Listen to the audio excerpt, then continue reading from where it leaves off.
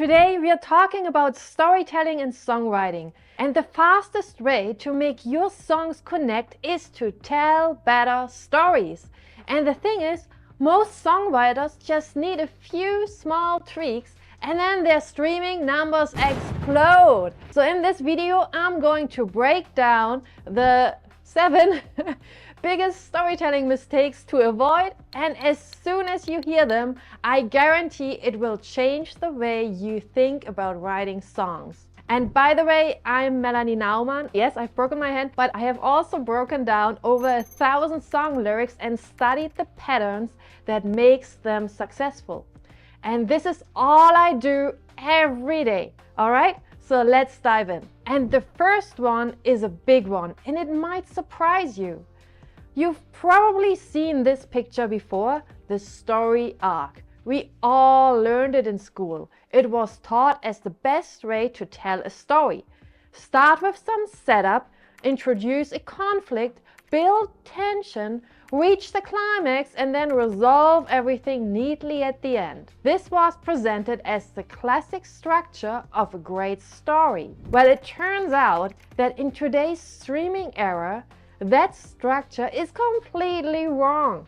It's kind of like the old advice about milk. Remember when we were all told to drink a glass of milk every day to build strong bones? Turns out that wasn't the full truth either, right? So I can prove it. I'm drinking milk every day and it just didn't work. So the same thing with the traditional story arc, because this one is no longer the best formula for telling powerful stories in songs.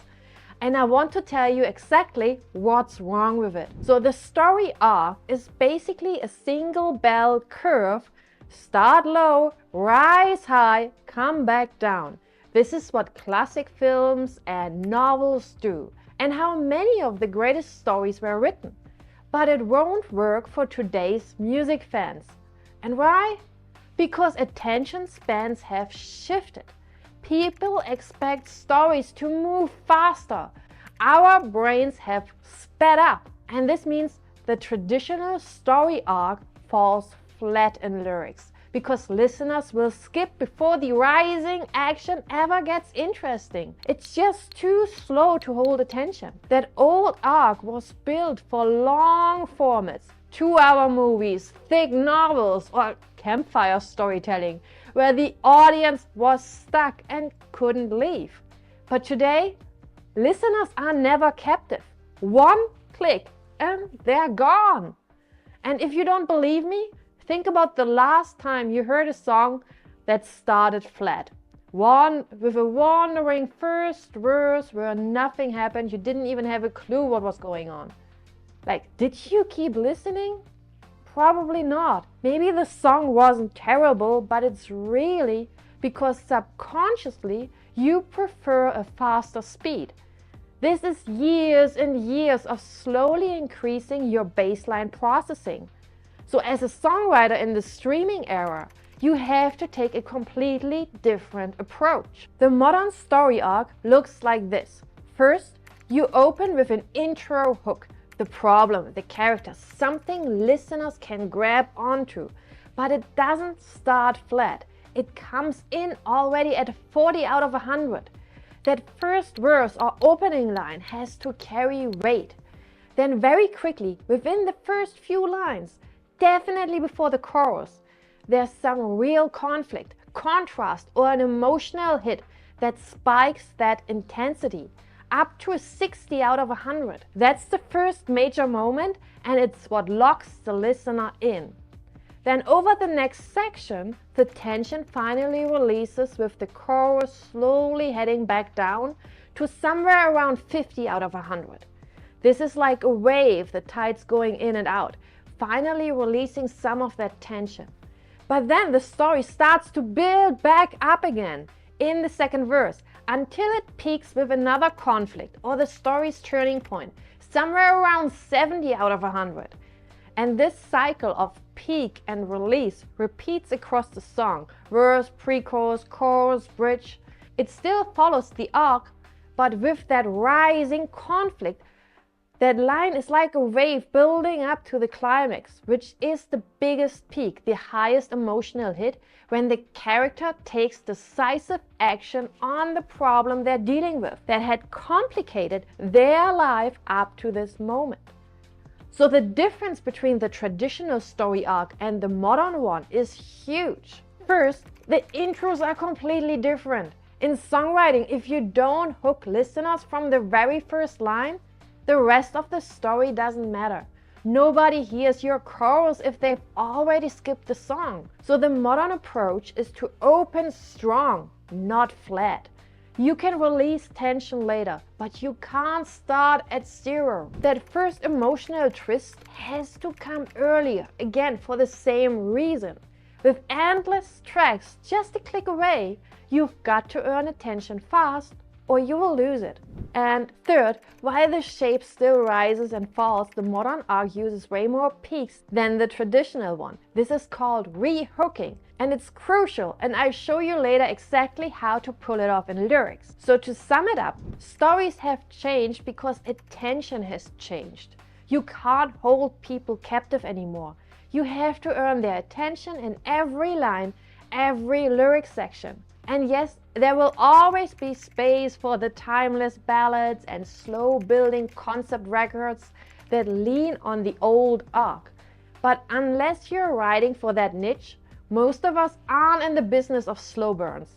We are here to grab attention and make listeners feel something right now, right when they start listening to the song. We want them to keep listening to our songs, save the song, and share it. So mistake number one for beginning songwriters is not realizing that the strategy and arc of modern stories has changed because of time compression. Now, for the rest of this video, I'm going to walk through 6 more tactical ways that you can reposition your story to take advantage of this, okay? And the second mistake beginner storytellers make is that they build their intros in the wrong order.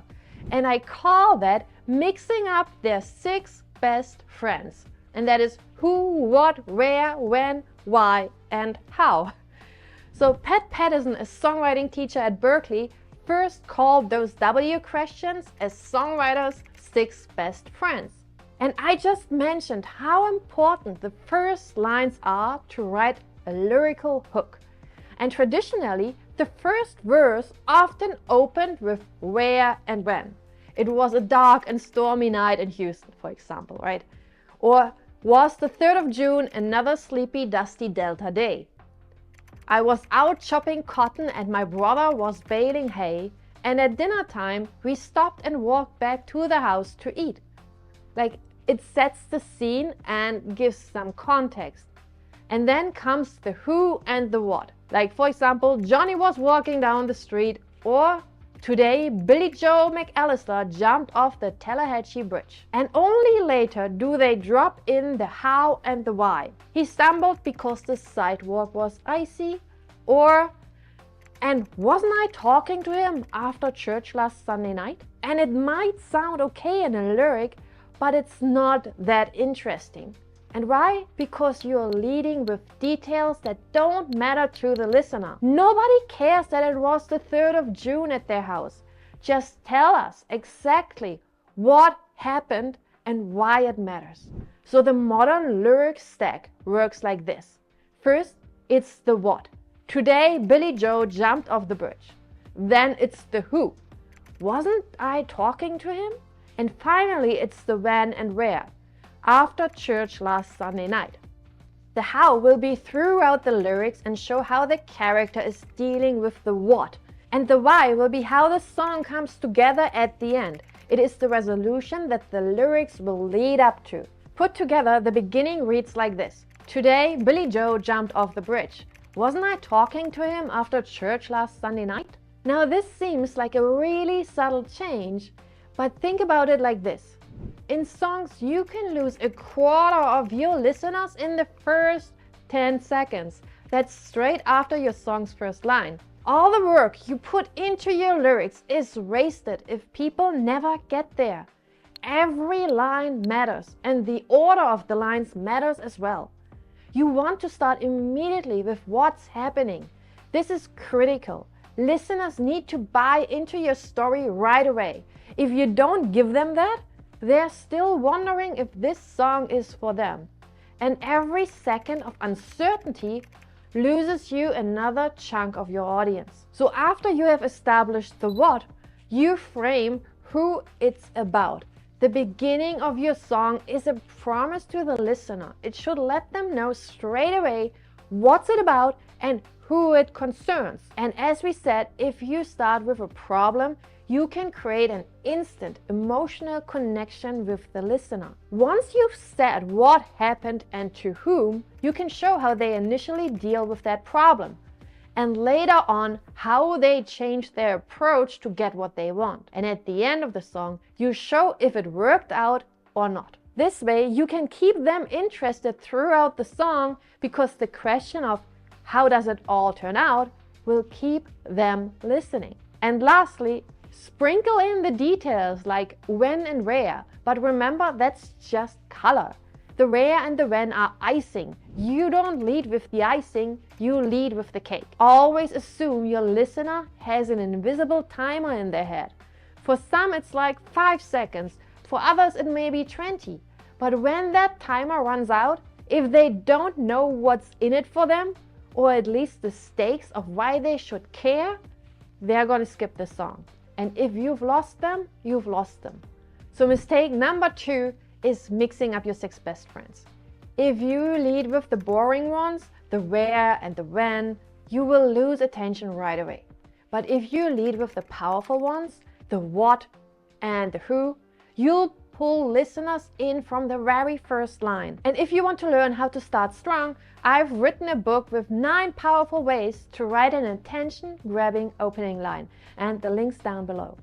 Storytelling mistake number 3 is that you get somebody invested in your song with the hook, but then you get them to rebuy. So think about binge watching a series. You get to the end of an episode, the big conflict is solved, your questions are answered. But then, right before the credits roll, there's a new twist. And now you have to watch the next episode. That's exactly how you want to think about songwriting. You give listeners an initial conflict. It rises, it peaks, then you release. But you don't want them slipping off the hook right there. You need them to rebuy with their attention. And the way you do that is by rehooking them. Rehooking means you include the stakes. You bring in a fresh emotional twist right after you've resolved the first one. For example, let's say your lyric builds around heartbreak, just like in I Will Survive by Gloria Gaynor. The first verse is about the aftermath of the breakup, and she ends it with, and I grew strong and I learned how to get along. So the first verse rises to the peak and gives the emotional release in the last line. But right as the listener feels settled, you slip in a new problem. Now you're back from outer space. Like, see what happened? You gave them something, but then you opened a new loop they need to hear resolved. That's rehooking. You keep closing old loops and opening new ones until the end of the song. And after a couple of cycles, the listener feels like you've given them multiple payoffs. But in reality, you've been circling around the same core problem and finding new angles to look at it. The whole time, though, they stay hooked, because each time you solve one layer, you reveal another. And this is critical, because just like algorithms push videos based on how long people watch, streaming platforms reward songs that hold attention. Longer playtime, repeated plays, and saves all go up when you rehook throughout the song. If you want people to keep listening instead of skipping, you need to build in those constant rebuys. And I'll be honest, it's easy to explain frameworks like this with confidence because I've studied storytelling and lyrics for years. But making it second nature in your own writing is hard. It takes real practice. I know how tough it is. It took me years of breaking down thousands of songs to figure out how to compress the craft of storytelling into something usable. And that applies specifically to songwriting. That's why I work one-on-one with songwriters and give them feedback on their lyrics, so they can master this one step at a time, one skill at a time. And it all starts in our community on School. And the link's below if you want to check it out. It's free to join, and you will also already get lots of storytelling treasures in there. So far, we have covered the storytelling arc, the 6 best friends of songwriting, and now rehooking. And next, we are going to get into the specifics of character and plot, the details that can take your lyrics stories to another level. And the 4th big storytelling mistake that beginner songwriters make is this: they're missing a villain. Stories come alive when they have contrast. A hero on their own is fine, but a hero facing against a villain, that's when it becomes unforgettable. And why is that? Because the distance between hero and villain is bigger than the hero versus nothing. That gap is what creates drama. Now, the villain doesn't have to be a person like the ex in Gloria Gaynor's song I Will Survive. In songwriting, the villain can be anything. It could be heartbreak, it could be time running out, it could be the bottle, the distance, or even the character himself or herself. For example, if your lyric is about chasing love, the villain might be loneliness. If your song is about chasing a dream, the villain might be doubt, or the people telling you you'll never make it. So you want to choose the thing, person, feeling, or force that's working against your main character and frame it as the villain. One way to write it is with contrast. They said I'd never win, but I'm still standing. Or she chose him, but I chose me. That contrast makes it easier to build up your hero, and it makes listeners lean in more deeply. So the 4th big storytelling mistake we just talked about was leaving out the antagonist, the villain. But here's the thing: a villain or any force of opposition only matters if the character also has something that they want. Without that, there's no story, because there's no struggle to get that thing. And this speaks to the 5th storytelling mistake: you're not giving the listener someone to root for. Listeners root for characters who want something. If the character isn't after anything and all is good, there's no reason to stay invested. Desire creates stakes. It gives the song its heartbeat. A love song only works if there's the longing for love. A fight song only works if there's something worth fighting for. In storytelling, we call these the objects of desire. It's the thing your character consciously wants and actively pursues. Maybe it's getting someone back. Maybe it's leaving town. Maybe it's simply holding on to hope. Whatever it is, the pursuit of that goal is what pulls the listener in. And the clearer you make that goal, the easier it is for the listener to step inside the story and root for that character to get it. So remember, the antagonist blocks the path, but the object of desire is creating the path. You need both. One gives your character something to chase, and the other gives them something to overcome. That combination is what turns a lyric from just words into a story people actually care about. But if you don't actually tell a working story, then all of it has been for naught.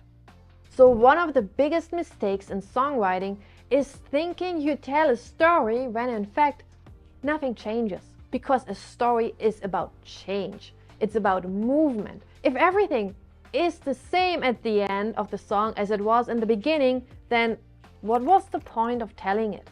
Something has to be different. Either it turned out bad or even worse, or it turned out good or even better. But something shifted. A story told in lyrics isn't just a list of events. It's those events building up, piling on complications until they hit a breaking point. And that breaking point is the turning point. It's when the main conflict forces the character to face a choice, or when they finally see the truth of their situation. They can't just move forward. They have to decide first. They're at a crossroads. They have to make a decision. Maybe they will leave, maybe they will stay, maybe they forgive, maybe they give up. But whatever it is, the decision changes them or their situation. So take a simple example. If the character in Gloria Gaynor's song I Will Survive had just talked about heartbreak and that she will survive it, it wouldn't have been a story because she was never tested. The turning point for her was him showing up again in her apartment, and she refused to be a chained up little person again. She kicked him out. She indeed became a survivor of heartbreak because she had the power to throw him out. But when you skip the moment that changes everything and that forces your character to make a choice, then your song just feels flat. But when you nail it, the character, they act on their choice and we see how that turns out for them, then the listener feels the shift. They feel the movement from how it started to how it ended. And that's what makes a lyric not just a snapshot, but a true working story. Now you might be thinking, okay, I get it. Songs need conflict, they need change, they need clear desires. And that's true. But here's the thing. Even if you have all of that, there's still one more trap. And if you fall into it, the song still won't land. So the last mistake I see beginner songwriters make is that they don't do a good enough job of painting the picture. Listeners need images. If you don't give them something concrete to see in their mind, they are left with trying to invent it themselves. And most of the time, that leads to confusion or disconnection. It's so much harder to tell a powerful story in lyrics without also giving the listener vivid imagery, because the human brain is wired for visuals. You've heard that saying, a picture is worth 1,000 words. And in songwriting, we don't even have 1,000 words, right? So you have to paint one strong image that can elevate your entire song. This is why the best lyrics are filled with details. The empty glass on the counter, the slammed door, the headlights disappearing down the road. Those snapshots anchor the emotion in reality. Without them, your song risks floating away into abstraction. Still, make sure that the image also makes sense. For example, in Stan by Eminem, the pictures on the wall were crucial. They got torn off later on, so nothing told Stan anymore that it's not so bad as he thought. So having them in there plays a crucial role in that song. If you feel like your songs aren't hitting as hard as they should, look at the pictures you're painting. The more specific, sensory, and visual you get, the easier it is for the listeners to step into the world of your song and stay there until the very last line. But again, it's not all about the visuals. You also have to consider all the other things we've talked about. The storytelling arc, the order of your 6 best friends, telling a working story, including objects of desire, thinking about the protagonist and the antagonist, and including change. If you feel like your lyrics still aren't where you want them yet, that's exactly what my free community Story First Songwriters is for. It's a space for serious songwriters and indie artists who want to use the power of storytelling to write songs that connect with the audience, grow their fan base, and build their career. So if you want to share your lyrics, get feedback on them, and just be around other songwriters who are on the same path, then come on and hang out with us in Story First Songwriters.